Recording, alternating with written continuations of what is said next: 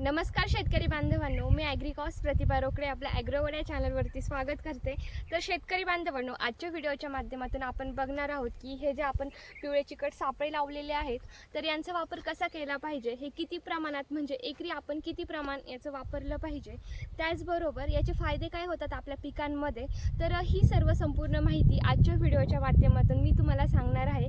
तर आपला व्हिडिओ कुठे स्किप न करता शेवटपर्यंत नक्की बघा, जेणेकरून तुम्हाला सविस्तर माहिती होईल। त्याचबरोबर जर तुम्ही अजूनही आपला चॅनल जर सबस्क्राइब नसेल केला तर नक्की करून घ्या, जेणेकरून या पुढचे येणारे व्हिडिओज हे तुम्हाला वेळेत बघायला मिळतील। तर शेतकरी बांधवांनो, सर्वात प्रथम आपण जाणून घेऊयात की हे जे पिवळे चिकट सापळे आहेत, म्हणजे आता ही आपण पिवळ्या कलरचे सापळे लावलेले आहेत, ट्रॅप लावलेले आहेत, पण हे किती कलरचे असतात, कारण वेगवेगळ्या पिकांमध्ये वेगवेगळे कीड नियंत्रण करण्यासाठी आपण वेगवेगळे कलरचे ट्रॅप लावत असतो। तर आजच्या व्हिडिओच्या माध्यमातून मी तुम्हाला सविस्तर माहिती सांगणार आहे की कोणत्या किडींसाठी आपण कोणत्या कलरचे ट्रॅप हे लावले पाहिजे।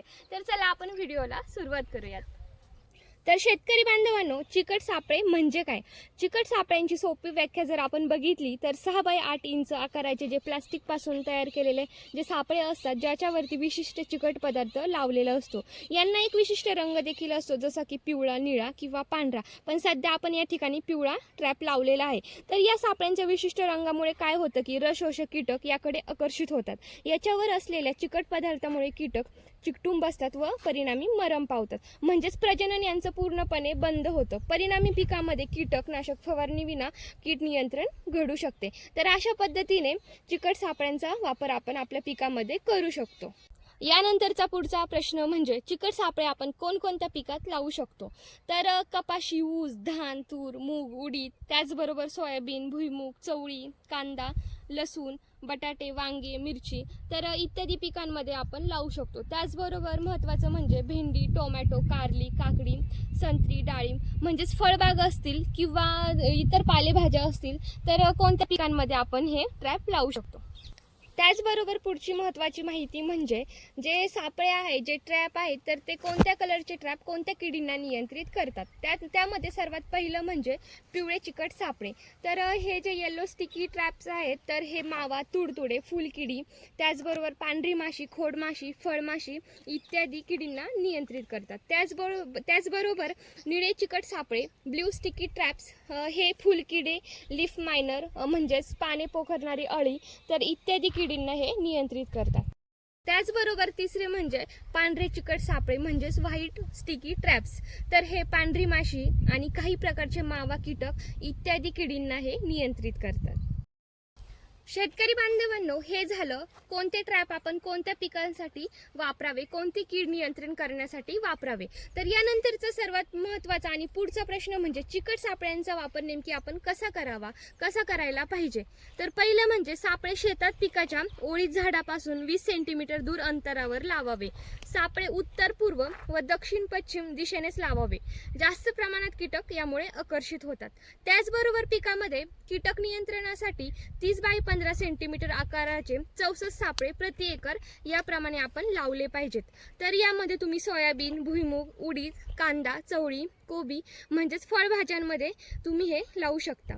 त्याचबरोबर 30 बाय 40 सेंटीमीटर आकाराचे जे 36 सापळे म्हणजे वेगवेगळ्या कलरचे आहेत, तर हे तुम्ही कपाशी, वांगी, भेंडी, टोमॅटो, मिरची, संत्रा, पपई, डाळिंब, द्राक्ष व तत्सम उच्च पिकांमध्ये तुम्ही वापरू शकता। म्हणजेच टोमॅटो पिकासाठी तुम्हाला हे 36 सापळे प्रति एकर हे वापरायचे आहेत। त्याचबरोबर जर तुम्हाला कीटकांचे फक्त निरीक्षण करायचे आहे, म्हणजे कोणत्या आपल्या पिकामध्ये किडींचा प्रादुर्भाव झालेला आहे, तर यासाठी तुम्ही 13 पिवळे व 12 निळे चिकट सापळे लावू शकता। त्याचबरोबर सापळे लावताना हे पिकाच्या उंचीनुसार लावले गेले पाहिजे। तर आता हे टोमॅटोच्या प्लॉटमध्ये तुम्ही बघू शकता की आपण सापळे हे थोडेसे वरती लावलेले आहेत, कारण आता टोमॅटोची उंची पण तेवढी जास्त झालेली आहे। ज्यावेळेस आपण रोपं लागवड करतो त्यावेळेस रोपांची म्हणजे उंची ही लहान असते, त्यावेळेस तुम्हाला हे ट्रॅप खाली लावायचे आहेत। जसे जसे झाडं मोठे होत चालतील तसं तसं तुम्हाला हे वरती सरकवायचं आहे। त्याचबरोबर हे सापळे लावल्यानंतर तुम्हाला दररोज या सापळ्यांचं निरीक्षण करायचं आहे की यावरती नेमके कोणत्या किडींचा प्रादुर्भाव झालेला आहे, म्हणजेच कोणते किडी यावरती चिकटलेले आहेत।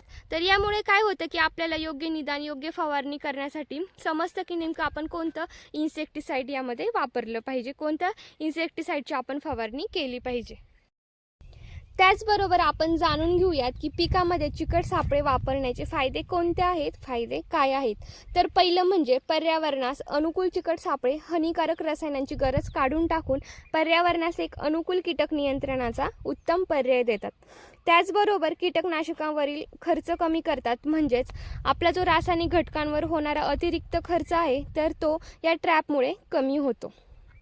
त्याचबरोबर शेतकरी बांधवांनो, सापळ्यांची जर आपण नियमित तपासणी केली तर किडींच्या प्रादुर्भावाचे तीव्रतेचे मूल्यांकन आपल्याला लक्षात येते व त्यानुसार आपण आपल्या फवारणीचं व्यवस्थापन करू शकतो, फवारणीचं पुढील नियोजन करू शकतो. एवढंच नव्हे तर किफायतशीर इतर कीटक नियंत्रण पद्धतीच्या तुलनेत चिकट सापळे हे स्वस्त असतात. तर शेतकरी बांधवांनो, आजच्या व्हिडिओच्या माध्यमातून मी तुम्हाला सर्व सविस्तर माहिती सांगितलेली आहे की आपण कोणत्या कलरचे ट्रॅप, कोणत्या कलरचे सापळे आपण आपल्या पिकांमध्ये लावले पाहिजे की जेणेकरून कीड नियंत्रण ही योग्य प्रकारे होईल. त्याचबरोबर जर तुम्हाला आजचा व्हिडिओ हा आवडला असल्यास आपल्या व्हिडिओला लाईक नक्की करा. त्याचबरोबर हा व्हिडिओ इतरही शेतकऱ्यांपर्यंत शेअर करा जेणेकरून त्यांना या व्हिडिओच्या माध्यमातून मदत होईल. आणि महत्त्वाचं म्हणजे जर तुम्ही अजूनही आपला चॅनल जर सबस्क्राईब नसेल केला तर नक्की करून घ्या जेणेकरून या पुढचे येणारे शेती रिलेटेड नवनवीन व्हिडिओज हे तुम्हाला वेळेत बघायला मिळतील. आणि तुमचे जर कोणत्याही पिकांबद्दल काही प्रश्न असतील तर ते तुम्ही मला कमेंटद्वारे विचारू शकता. नक्कीच यावरती मी तुम्हाला योग्य माहिती देईल, योग्य मार्गदर्शन करेल. तर व्हिडिओ पूर्ण बघितल्याबद्दल धन्यवाद.